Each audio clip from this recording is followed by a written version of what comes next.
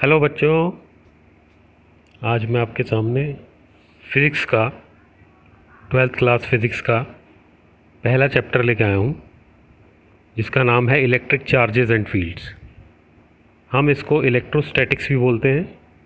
ये एक branch of physics होती है इलेक्ट्रोमैग्नेटिज्म। वो दो में डिवाइड हो जाती है, इलेक्ट्रोस्टैटिक्स और इलेक्ट्रोडायनेमिक्स।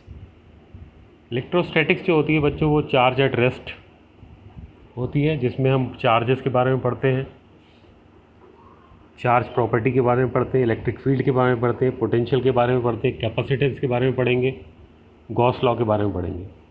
और इलेक्ट्रोडायनेमिक्स जो फील्ड है उसमें चार्ज एट मोशन में आता है सारा कुछ।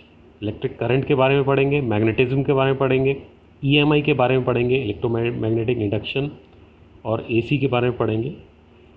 तो ये दो ब्रांचें हैं हमारे पास। उसके पास फर्दर जो आपके सिलेबस है वो वेव ऑप्टिक्स का है, मॉडर्न फिज़िक्स है। तो चलिए स्टार्ट करते हैं पहला chapter, electric charges and fields. Basic concept क्या है बच्चों चार्ज का? बेसिक कॉन्सेप्ट क्या है? बेसिक कॉन्सेप्ट ये है कि चार्ज जो है इंट्रिंसिक प्रॉपर्टी ऑफ मैटर बोलते हैं इसे, इंट्रिंसिक प्रॉपर्टी ऑफ मैटर।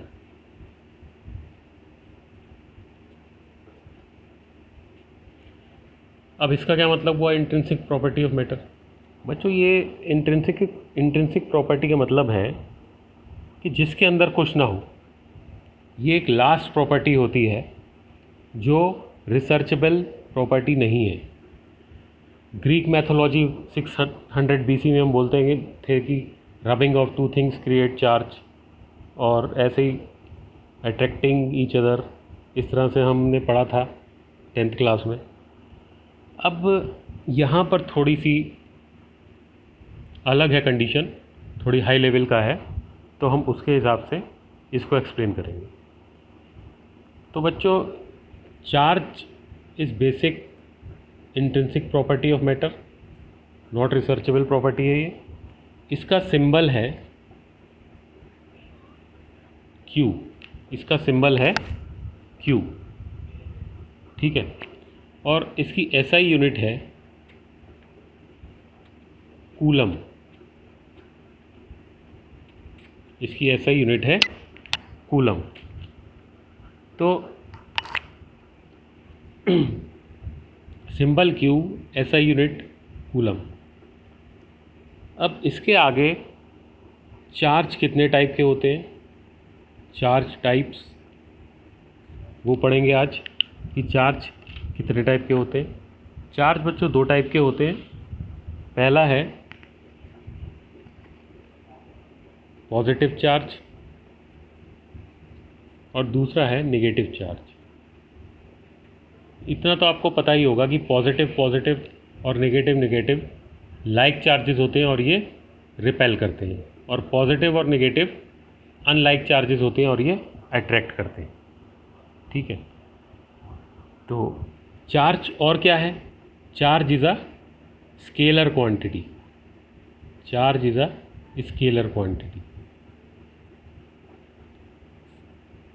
इसकी कोई डायरेक्शन नहीं है, नो डायरेक्शन, ठीक है बच्चों।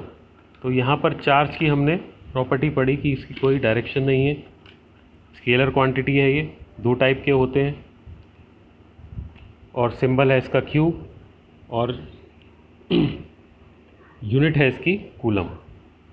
अब बच्चों आगे हम पढ़ते हैं इसके बारे में। NCERT के सिलेबस में जिस तरह से आपका दिया हुआ है कि चार्ज क्या होता है वो हमने पढ़ा। अब आगे है इसमें conservation of charge, conservation of charge. ये क्या होता है कंजर्वेशन ऑफ चार्ज?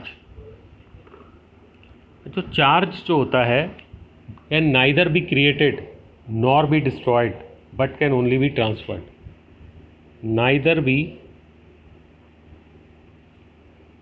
क्रिएटेड, इसे हम क्रिएट नहीं कर सकते, नॉर बी डिस्ट्रॉयड, इसे हम डिस्ट्रॉय नहीं कर सकते,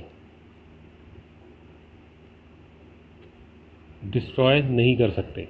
neither be created nor be destroyed, only क्या कर सकते हैं, ट्रांसफर्ड। ठीक है, ओनली ट्रांसफर्ड। तो चार्ज को हम सिर्फ ट्रांसफ़र कर सकते हैं वन प्लेस टू अनदर। और दूसरी प्रॉपर्टी क्या है इसकी, under conservation of charge, the total charge of an isolated system is constant. यानी टोटल चार्ज जो आइसोलेटेड सिस्टम में होता है वो होता है कांस्टेंट। कैसे, मैं आपको करके दिखाता हूँ।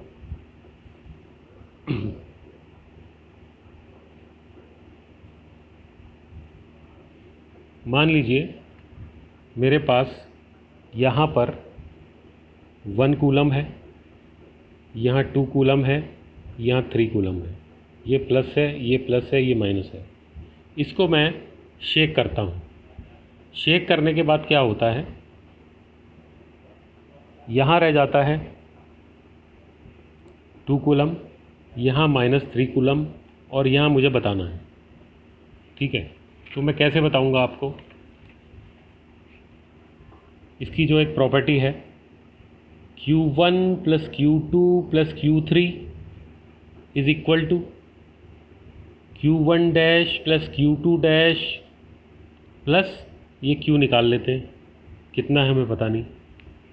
ठीक है, तो +1C + 2C - 3C, 2C - 3C + Q, कितना हो गया ये, +1C + 1C + 2C, 3C - 3C 0, 0 minus यहाँ कितना आ गया, 2C - 3C -C, यानी 1C + Q, यानी Q कितना निकल गया हमारे पास, +1C। Q निकल गया हमारा +1C। ठीक है बच्चों, अब यहाँ पर हमारा जो Q1C निकला है, क्या ये इक्वल है, क्या जो मैंने आपको बताया कि total charge of an isolated system जो है वो कांस्टेंट है या नहीं, चलो चेक करते हैं। +1C + 2C, 3C - 3C = 0, 2C - 3C -1C -1C, और एक ये +1C = 0। तो कहने का भाव यही है कि total charge of an isolated system is हो जाएगा ये कांस्टेंट। ठीक है, एक तो ये प्रॉपर्टी है इसकी। दूसरी प्रॉपर्टी ये है बच्चों कि क्वांटाइजेशन ऑफ चार्ज क्या होता है। पहले हमने पढ़ा कंजर्वेशन ऑफ चार्ज, उसके बाद हम पढ़ेंगे क्वांटाइजेशन ऑफ चार्ज। क्या है ये quantization of charge? Quantization of charge क्या होता है, anything which is available in fixed amount. कोई भी चीज़ हो वो फिक्स्ड अमाउंट में होनी चाहिए, चार्ज में फिक्स्ड अमाउंट। जैसे +1E, ठीक है, +2E, +3E, plus dash dash dash plus NE। और नेगेटिव में अगर ले लें हम -1E, -2E, -3 प्लस क्या आ जाएगा यहाँ पे, -NE। तो आपने देखा यहाँ पर 1.5 नहीं है, 2.5 नहीं है, 3.5 नहीं है, -1.5 नहीं है, सब फिक्स्ड अमाउंट है यहाँ। अगर फिक्स्ड अमाउंट ना हो तो क्वांटाइजेशन ऑफ चार्ज पॉसिबल नहीं, फिक्स अमाउंट होना ज़रूरी है। ठीक है, एक तो ये प्रॉपर्टी है इसकी। और इसका फॉर्मूला क्या होता है, Q = +-NE। इससे हम पूरा समझ सकते हैं क्वांटाइजेशन ऑफ चार्ज। ये फार्मूला क्या कहता है, charge always exist in integral multiple of fundamental charge. Charge always exist in integral multiple of fundamental charge.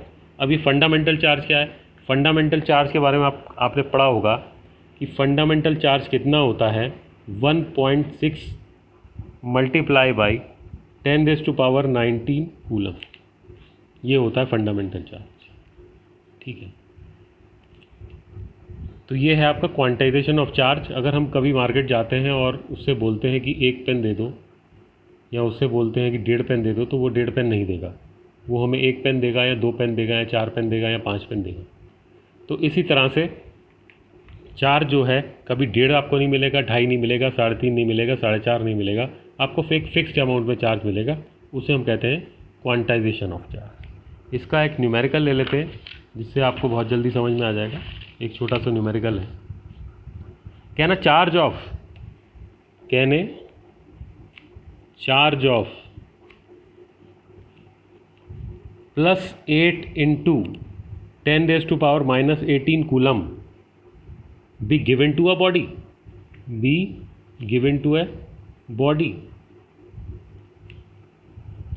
Body से कितने चार्ज निकाल लिए जाएं, उसके ऊपर 8 × 10⁻⁻18 कूलम चार्ज आ जाए। ठीक है, तो कहना चार्ज ऑफ क्या, इतने चार्ज एक बॉडी को दिए जा सकते हैं। देखते हैं, तो Q = NE वाला फार्मूला हमने लगा दिया यहाँ पे। ठीक है, Q = NE का फार्मूला क्या है, यहाँ पर Q कितना दिया हुआ है, Q दिया हुआ है आपका 8 × 10⁻⁻18 कूलम, वो हमने यहाँ रख दिया 8 × 10⁻⁻18 = N हमें निकालना है। लिखा है ना, कहना चार्ज ऑफ इतने भी गिवन टू अ बॉडी, कहना चार्ज। तो हम देखते हैं कि क्या हम दे सकते हैं या नहीं, कितने चार्ज दे सकते हैं। तो E हमारे पास कितना है यहाँ पे 1.6 × 10⁻⁻19। अब N निकाल लीजिए, 8 × 10⁻⁻18 डिवाइड बाई 1.6 × 10⁻⁻19। जब हम इसको कैलकुलेट करेंगे तो इसका सीधा सा आंसर आ रहा है 5 × 10⁻⁻18 + 19। ये ऊपर चला गया, ये हमने खोल दिया। ठीक है, 16 5 = 80, तो ये आंसर कितना आ गया 50। तो देखिए ये आंसर जो है एक परफेक्ट आंसर है। 50 is a perfect answer. 50 is a perfect answer. ठीक है, तो अगर ये आता 49.8 या ये आता 50.2 तो ये गलत हो जाता। यहाँ पर एक परफेक्ट आंसर आ गया 50। ठीक है, तो बॉडी से 50 इलेक्ट्रॉन निकाल लिए जाएं तो उसके ऊपर 8 × 10⁻⁻18 कूलम चार्ज आ जाए। एक ये इसकी स्टोरी थी हमारी चार्ज की। अब आगे चलते हैं कि वेज टू चार्ज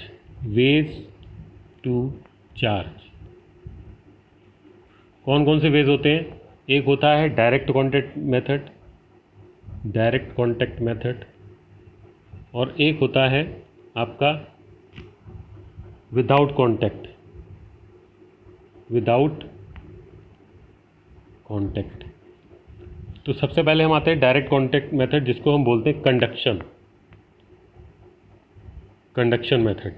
इसमें क्या है, मान लो ये एक बॉडी है और एक ये दूसरी बॉडी है, न्यूट्रल बॉडी है। न्यूट्रल बॉडी बच्चों क्या होता है, जितने इलेक्ट्रॉन हो उतने ही इसके अंदर प्रोटॉन हो। मान लो ये नेगेटिव चार्ज है। ठीक है, तो जैसे ही ये इस बॉडी के टच में आएगी, ये इसके नेगेटिव चार्ज कुछ इधर शिफ्ट हो जाएंगे। एक तो ये हो गई इसकी बात। दूसरी बात क्या हो गई, अगर बॉडी का शेप, साइज़, मटेरियल, ठीक है, दोनों सेम है, अगर तीनों चीज़ें, अगर शेप, साइज़, यहाँ मैं लिख देता हूँ, shape, size, material of a conductor is same, then what happen. देखिए क्या होगा, ये एक बॉडी, ये दूसरी बॉडी, ये ए मान लो, ये बी मान लो। यहाँ पर मान लो कि चार्ज है मेरे पास Q और यहाँ पर कोई चार्ज ही नहीं है, न्यूट्रल बॉडी है। तो क्या होगा, यहाँ पर ज़ीरो चार्ज है, तो क्या होगा इसका, ये चार्ज जो है दोनों जगह हाफ हाफ बढ़ जाएगा। कैसे, ये भी Q/2 हो जाएगा और ये भी Q/2 हो जाएगा। इसके टच में आते ही ये दोनों हाफ हाफ हो जाएंगे। तो एक ये इसकी प्रॉपर्टी होगी कंडक्शन। ये है, इसे बोलते हैं डायरेक्ट कॉन्टैक्ट मेथड। ठीक है। दूसरा है चार्ज बाय इंडक्शन। अब इंडक्शन में क्या होगा बच्चों? इंडक्शन में हम क्या करेंगे, ये दो बॉडी लेंगे, ठीक है, यहाँ पर एक ग्लास रॉड रख देंगे जो कि हमारी पॉजिटिवली चार्ज है। ये जैसे ही हम इसके करीब लेके जाएंगे, ठीक है, इसके जो निगेटिव इलेक्ट्रॉन है ये इधर अट्रैक्ट होंगे, यहाँ पॉजिटिव रह जाएंगे, इसके नेगेटिव इधर आ गए, ये आ गए यहाँ पर, ठीक है। जैसे ही हम इसको रिलीज़ करते हैं, तो क्या होता है, इसको अगर मैं थोड़ा सा रिलीज़ कर देता हूँ, दूर रख देता हूँ, और ये अभी भी ऐसे ही है, ये plus charge plus charge plus charge plus charge, ये माइनस माइनस माइनस, ये प्लस प्लस प्लस, क्या होगा, ये माइनस जो है प्लस की तरफ अट्रैक्ट होगा और ये इसको रिपेल करेगा, ये इसको दूर भगाएगा यहाँ से, ये रिपेल करेगा इसे, ये इसको रिपेल करेगा। इसे कहते हैं फोर्स ऑफ एट्रैक्शन। भले ही फोर्स ऑफ एट्रैक्शन पॉजिटिव में भी हो सकता है, नेगेटिव पॉजिटिव में भी हो सकता है। अब देखिए इसमें यहाँ पर दोनों हैं, ये नेगेटिव पॉजिटिव की तरफ अट्रैक्ट हो रहा है और ये इसको रिपेल करके दूर भगा रहा है, जो कि हम आगे कूलम्स लॉ में पढ़ेंगे। बहुत ही उसके अंदर न्यूमेरिकल है इस टाइप के, जो हम करेंगे उसके अंदर। तो ये है चार्ज बाय इंडक्शन। अगर हम इसको, इस ग्लास रॉड को कुछ टाइम के बाद हटा देते हैं तो क्या एक और डायग्राम हमारा बन जाएगा। क्या होगा, हमारे पास यहाँ पर नेगेटिव चार्जेस रह जाएंगे और यहाँ पर पॉजिटिव चार्जेस रह जाएंगे।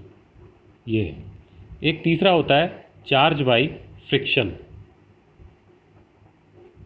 क्या होता है बच्चों फ्रिक्शन? फ्रिक्शन में बच्चों क्या होता है कि rubbing of two hands, rubbing of two hands. Rubbing of two hands क्या है? देखिए मैंने अपने हाथ ये रब करे, क्या प्रोड्यूस हुई? Kinetic energy. काइनेटिक एनर्जी क्या किस में चेंज हुई? Heat energy. हीट एनर्जी मतलब थर्मल एनर्जी।